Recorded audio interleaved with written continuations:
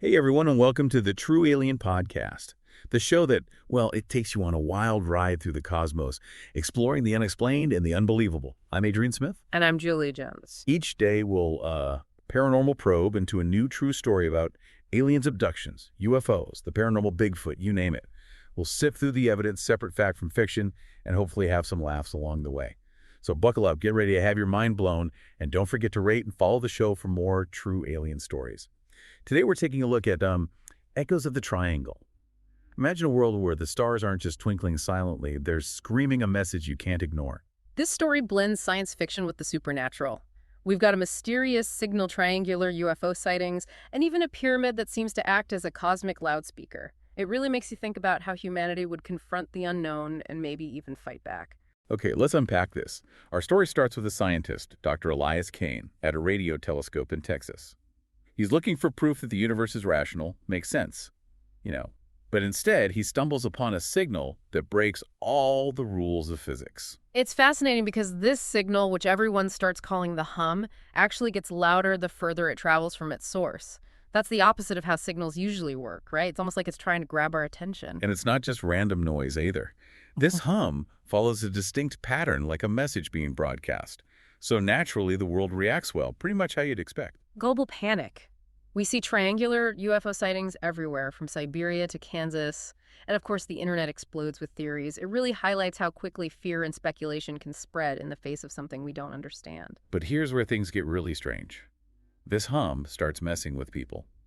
Shared nightmares, sleepwalking on the rise, and cults and conspiracy theories popping up like mushrooms after a rain. It makes you wonder, how do we as humans react to the truly unknown?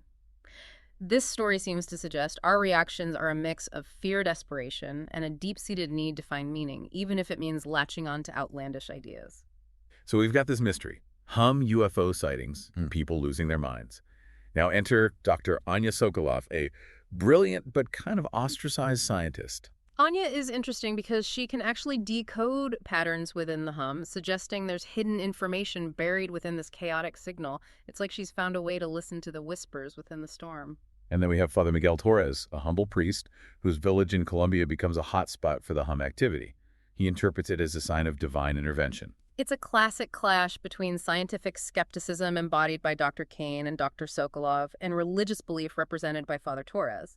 This story really forces you to consider how your own worldview would be challenged in a situation like this. Would you cling to familiar beliefs, or would you embrace the unknown even if it means questioning everything you thought you knew? Don't forget Samir Abbasi, an antiquities expert with a slightly shady past. He connects the hum to ancient hieroglyphs, adding another layer to this already complex puzzle. Samir's a bit of a wild card, but his knowledge of ancient cultures ends up being crucial in deciphering the mystery. It hints at the idea that the answers we seek aren't always about futuristic technology, but sometimes about forgotten wisdom from our past. And now the story takes us to the Bermuda Triangle. What's a good alien story without a trip to the Bermuda Triangle, right? Of course. But it's not just for the spooky vibes. The Bermuda Triangle, a place already shrouded in mystery and unexplained phenomena, becomes the focal point for this cosmic enigma. It's like the story is telling us that sometimes the answers we seek are hidden in the places we fear the most. Exactly. And in the Bermuda Triangle, they discover a pyramid. Not just any pyramid, though. This one's made of obsidian and acts as a conduit for the alien signal. It's like a giant, ancient loudspeaker broadcasting the hum to the world. The team now has Dr. Kane, Dr. Sokolov, Father Torres, and Samir. They know they have to get inside this pyramid, so they venture into the unknown. Think about that for a second. A scientist, a priest, and an antiquities expert walking into an alien pyramid. It's a testament to the unifying power of curiosity and fear. What they find inside is mind-blowing. The pyramid's interior is a maze of corridors, disorienting and oppressive, leading them to a large chamber. Inside, they find a platform covered in glowing symbols. It's like stepping into another dimension. It's not the advanced control room they might have expected, but something far more ancient and unsettling. It raises the question, are we truly prepared for the reality of alien life? Will it be sleek spaceships and advanced technology, or something far stranger and beyond our comprehension? And then, in the center of that platform, out of thin air, a shape begins to form. It's vaguely humanoid, but it's made of this swirling smoke. Not exactly the little green men we see in the movies, is it? This is it, the alien encounter. And get this, it doesn't speak out loud. It communicates directly into their minds. Can you imagine that? Having thoughts and ideas just suddenly appearing in your head, knowing they're not your own. The story really emphasizes how fluid and ever-changing the alien's form is, which could symbolize its alien nature, something truly beyond human understanding. So what does this alien want? Well, it says it wants to enhance humanity. But here's the catch. Its idea of enhancement involves stripping away our individuality, which it sees as inefficient. It's like it's proposing a cosmic upgrade, but the price is our very sense of self. The hive mind. Yeah, no thanks.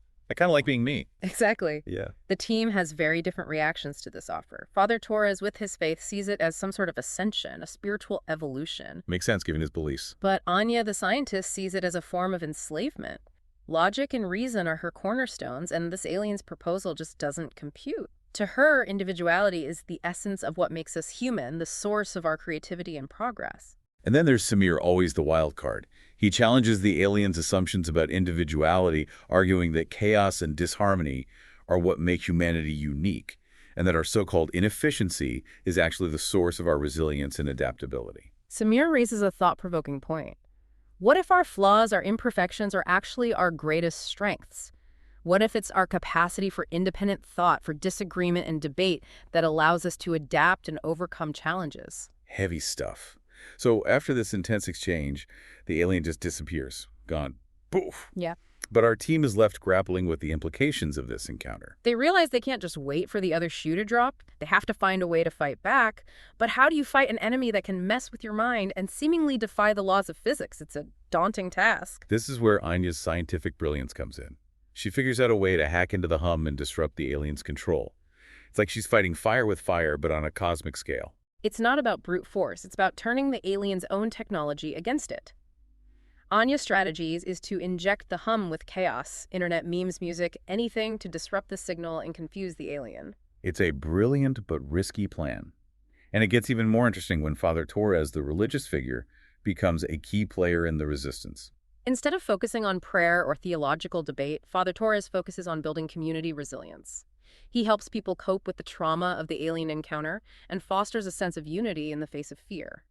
It's a reminder that strength can come from unexpected places and that faith can manifest in action and compassion. And Samir, well, he goes off on his own mysterious mission, delving deeper into ancient texts and arcane knowledge. Always the enigma, that Samir. We don't know exactly what he's up to, but it's clear he's searching for some hidden weapon or knowledge that can help in the fight. It makes you wonder if there are ancient secrets long forgotten that might hold the key to defeating this technologically advanced alien threat. So the team is working on their plan. Humanity is slowly recovering from the initial shock of the alien contact. And then it happens. Another signal, a new message from the alien. This signal acts as a beacon, leading a ragtag fleet of ships to the Bermuda Triangle. And there, rising from the depths of the ocean, they come face to face with a colossal, pyramid-shaped spaceship. It's a scene straight out of a science fiction blockbuster, but with very real stakes. It's the ultimate showdown, humanity in all its messy, chaotic glory versus this advanced alien intelligence that sees us as little more than ants to be manipulated. Anya's countersignal, a chaotic blend of sounds and frequencies, is unleashed toward the alien ship.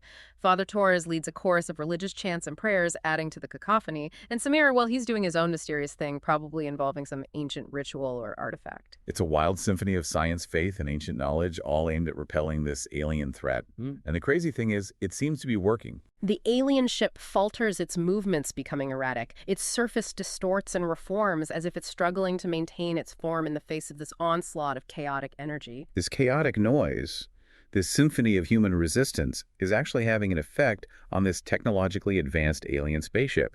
It's like the alien, which has so confidently dismissed human individuality and chaos as inefficient, is now overwhelmed by our unpredictability. It's a moment that makes you realize that sometimes our greatest strengths lie in the very things that make us different, the things that make us human.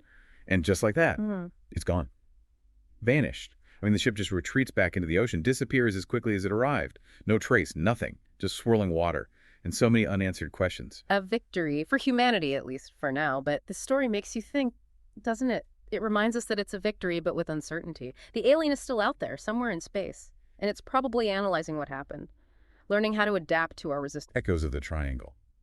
It leaves us with this feeling of, well, cautious optimism. Humanity faced a threat that could have taken away our individuality, but we fought back. We used everything we had. Science, faith, creativity, even our tendency toward chaos to defend ourselves. A powerful reminder. It really is that our diversity, the very thing the aliens saw as a weakness, might actually be our greatest strength, our ability to think differently, to challenge assumptions, and come together despite our differences. Those are the things that saved us. Echoes of the Triangle. It's more than just a sci-fi story. It's a reflection on what it means to be human in the face of the unimaginable. It makes you wonder, though, are we ready for the next time? The next challenge from space? Will we be able to harness that same spirit of resilience, of resourcefulness? These are questions we all have to think about, not just as individuals, but as a species. Maybe the answers are out there, somewhere in the echoes of the Triangle, waiting to be discovered. Well, that's all the time we have for today's episode of the True Alien Podcast. But this conversation, it doesn't have to end here. What did you think of Echoes of the Triangle? What would you do if you were faced with an alien encounter? Share your thoughts and theories with us. And don't forget to rate and follow the show for more explorations into the mysteries of the universe.